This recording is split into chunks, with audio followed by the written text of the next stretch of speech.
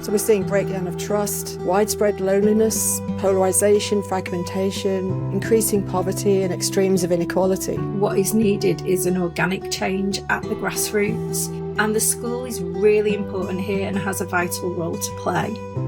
Each of us is called to play our part, no matter how modest, to look beyond our self-interest, to build what we call common good.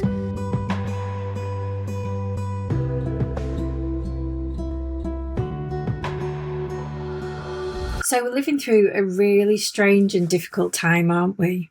Yeah, this is a really, really strange time, unprecedented really.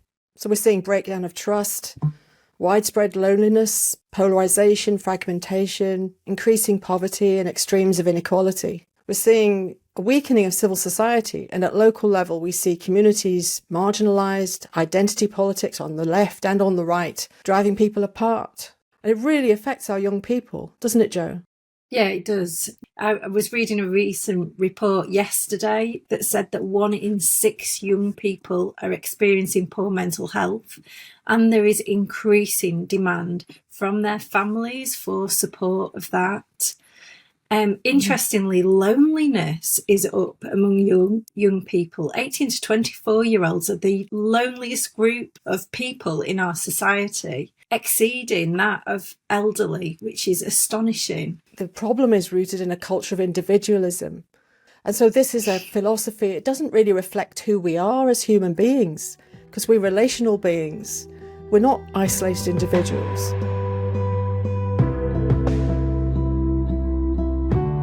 So, Jo, what do you think can be done about this? Because if the fundamental problem is cultural and the state isn't really helping, and in some ways the state's making things worse, what do you think is needed? I think what is needed is an organic change at the grassroots. So this isn't a thing that can be solved by extra funding or changing the school curriculum.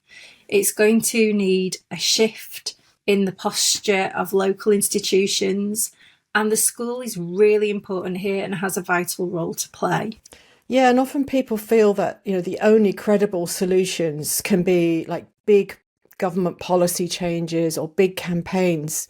Yeah, and especially when schools feel under pressure to deliver outcomes, to show impact quickly, whereas what we're saying is needed is a more gentle, relational and a slower approach, building back what's been lost.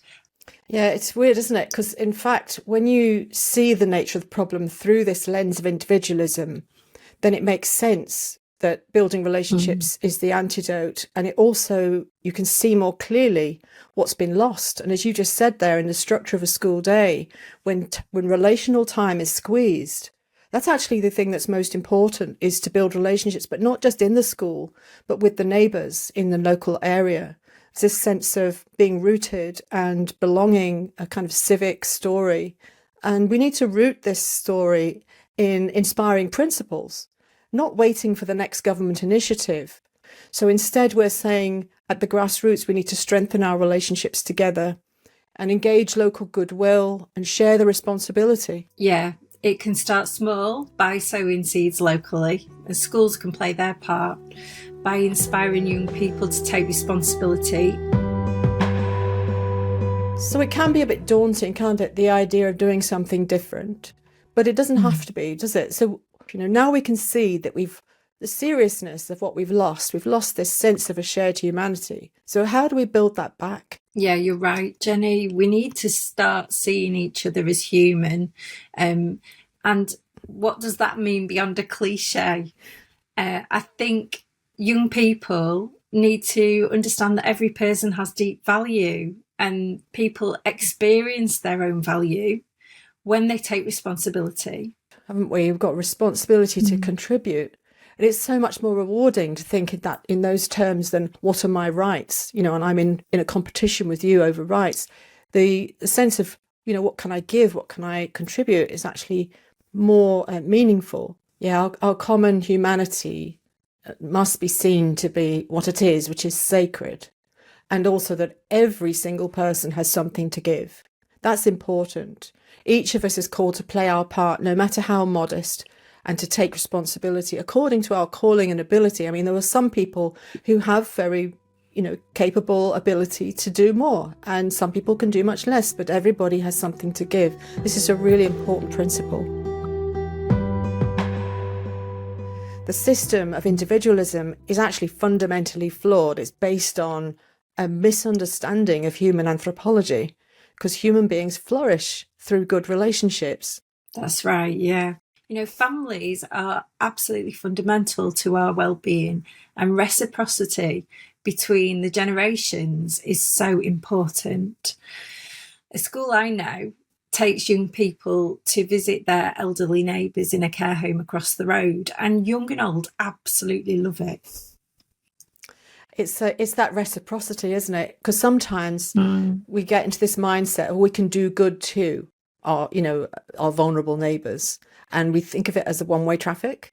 But actually, what we're looking for is reciprocity. But this is against this backdrop of the culture having changed dramatically, and this individualism has actually been devastating for many people. Many people have become so isolated from each other, living in their flats.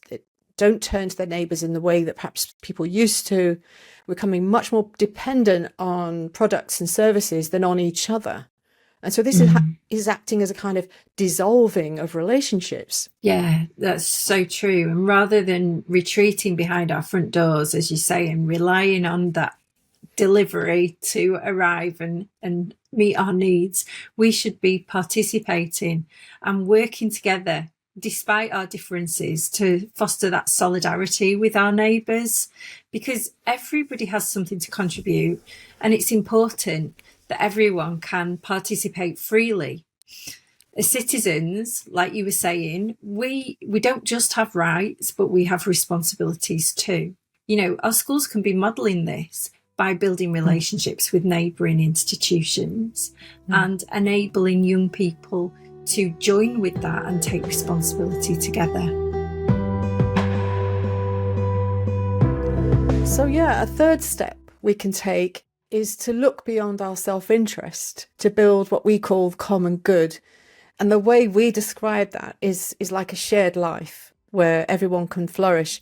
And we say that the common good comes about when we refuse to be tribal and proactively work together across our differences to deal with the shared problems we face in our neighbourhood. Yeah, as relational beings, we are designed to depend on one another and not just to be out for ourselves. And in fact, it's in our interest that other people thrive, because then we can ensure that nobody's left behind. The common good is more than just a set of principles. It's something we do and something we build, and it's generated by us when we act together. Yeah, everything we've talked about is rooted in a rich tradition. Some of the most brilliant philosophers and theologians have done the heavy lifting for us. So we've collected some of these resources, religious and philosophical resources, on our website. We have a schools programme too called Common Good Schools, and it offers a set of pedagogical resources, a 10-week journey for 11 to 16-year-olds, consisting of a full suite of digital material, lessons, assemblies, and community engagement guidance. So for everyone watching this, how does it sit with you? Could your school become a force for the common good in your community?